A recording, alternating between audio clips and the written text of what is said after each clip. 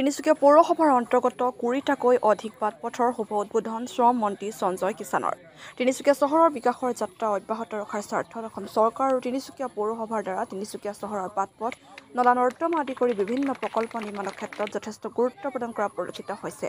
তিনিচুকীয়া চহৰৰ কেইবাটাও গুৰুত্বপূৰ্ণ পথ দেশৰ লোকসভা নিৰ্বাচনৰ পূৰ্বে অসম চৰকাৰ আৰু তিনিচুকীয়া পৌৰসভাৰ দ্বাৰা আধাৰশিলা স্থাপন তথা নিৰ্মাণ কাৰ্য আৰম্ভ হৈছিল আৰু আজি 13 জুলাই শনিবাৰে অসম চৰকাৰৰ শ্ৰম আৰু চাহ জনজাতি আদিবাসী কল্যাণ বিভাগৰ কেবিনেট মন্ত্ৰী তথা তিনিচুকীয়াৰ স্থানীয় বিধায়ক সঞ্জয় কিষাণে 20টাৰো অধিক পথৰ শুভ উদ্বোধন কৰি ৰাইজলৈ উৎসৰ্গা কৰে। লগতে অসম চৰকাৰ আৰু তিনিচুকীয়া পৌৰসভাৰ যৌথ উদ্যোগত পৰৱৰ্তী সময়ত তিনিচুকীয়া চহৰৰ বাট পৰি ৰোৱা পথসমূহ নিৰ্মাণ কৰাটো ক্ষেত্ৰত তৎপৰতাত অৱলম্বন কৰিব বুলি মন্ত্ৰীগৰাকীয়ে সংবাদ মাধ্যমৰ আগত অৱগত কৰে। তিনিচুকীয়া পৌৰসভাৰ অন্তৰ্গত প্ৰায়সমূহ ৱাৰ্ডৰ বাট পথ তথা বিভিন্ন গুৰুত্বপূৰ্ণ পথৰ কালভাৰ আদি শুভ উদ্বোধন কাৰ্যসূচীত শ্ৰম মন্ত্ৰী সঞ্জয় কিষাণৰ লগতে তিনিচুকীয়া পৌৰসভাৰ পৌৰপতি পবিত্ৰ গগৈকে প্ৰমুখ্য কৰি প্ৰায় সংখ্যক পৌৰ সদস্য উপস্থিত থাকে। ডেস্ক ৰিপৰ্ট, আপুনি চাই আছে দ্য ৰয়েল নিউজ। সহযোগিতা আমি 15টা ৱাৰ্ডৰ বাবে বিভিন্ন জৰাজীৰ্ণ পথসমূহ আৰু কালভাৰ্টসমূহ নিৰ্মাণ কৰিবৰ কাৰণে আমি নিবিদা দিছিলোঁ আৰু ইতিপূৰ্বে এই ৰাস্তাসমূহ সম্পূৰ্ণ হৈ উঠিছে। আজি আমি ৰাতিপুৱাৰ ভাগৰ পৰাই প্ৰায় 15টা ৱাৰ্ডৰ বাবে যিমানবিলাক ৰাস্তা আমি নিৰ্মাণ কৰিছিলোঁ সকলোবিলাক ৰাস্তাই আজি ৰাইজৰ অৰ্থে আজি আমি উৎসৰ্গিত কৰিলোঁ আৰু প্ৰায় 40টাতকৈ অধিক ৰাস্তা আজি আমি উৎসৰ্গিত কৰিছোঁ কালভাৰ্ট আছে লগতে।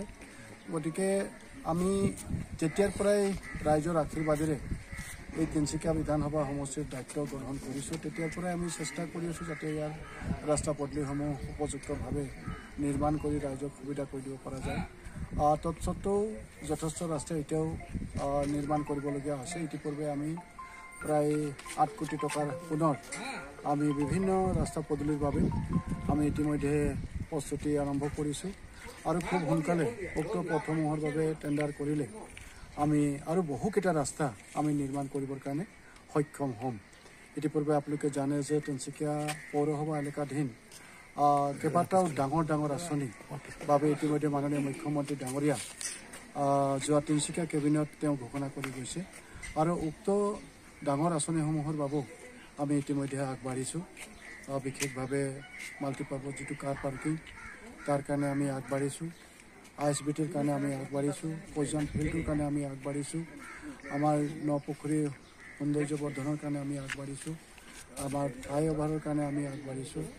গতিকে তেনেকৈ ধৰণৰ কেইবাটাও মানে আমাৰ তিনিচুকীয়াখনক সৌন্দৰ্য বৰ্ধনৰ বাবে যিবিলাক আঁচনি লোৱা হৈছে আৰু বিশেষভাৱে যান জঁটৰ পৰা ৰক্ষা কৰিবৰ বাবে মাল্টিপাৰ্পাছ যিটো আমাৰ কাৰ পাৰ্কিং হ'ব, ইয়াৰ ফলত যথেষ্ট ৰাইজ আমাৰ উপকৃত হ'ব। আৰু ইতিপূৰ্বে পৌৰসভাৰ এলেকাধীন আমাৰ যিবাৰ জাবৰ জোঁথৰ আছে এই জাবৰ জোঁথৰৰ পৰাই আমাৰ অইল ইণ্ডিয়াই ইতিমধ্যে CBCৰ আঁচনিৰ জৰিয়তে আমাৰ এটা প্ৰকল্প আৰম্ভ কৰিবৰ কাৰণে ইতিমধ্যে অইল ইণ্ডিয়াই আগবাঢ়ি আহিছে আৰু এই প্ৰকল্পটো হৈ উঠিলে বায়োগেছ তেওঁলোকে নিৰ্মাণৰ অৰ্থে ইয়াতে এটা ডাঙৰ আঁচনি তেওঁলোকে ল'ব বিচাৰিছে।